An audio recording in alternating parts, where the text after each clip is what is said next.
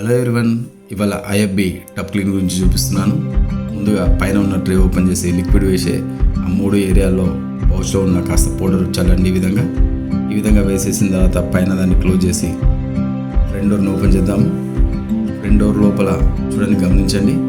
ఈ విధంగా పౌచ్లో ఉన్న పౌడర్ని వేసిన తర్వాత ఆ రబ్బర్లో కూడా, ఎందుకంటే దానిలో కూడా మనం కాస్త పౌడర్ వేయాలండి. క్లీన్ నీట్గా అవ్వాలంటే మిగిలిన పౌడర్ ఏమైనా ఉంటే మొత్తం లోపల చల్లేసేయండి, స్ప్రెడ్ అయ్యేటట్టు చూడండి.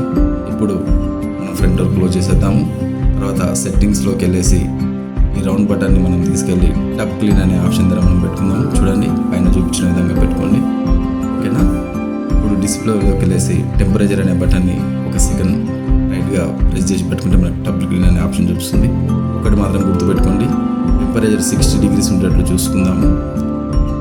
ఈ సెట్టింగ్స్ అన్ని చేసుకున్న తర్వాత మనం టప్ క్లీన్ అనే ప్రాసెస్ని స్టార్ట్ చేద్దాం. గమనించాలి, ఎప్పుడు మనం టప్ క్లీన్ అని చేయడం వల్ల లోపల స్మెల్ కానీ డస్ట్ కానీ ఏమైనా ఉంటే మనకు క్లియర్ అయిపోతుంది, ఓకేనా. నచ్చితే లైక్ చేయండి అండ్ సబ్స్క్రైబ్ చేయండి.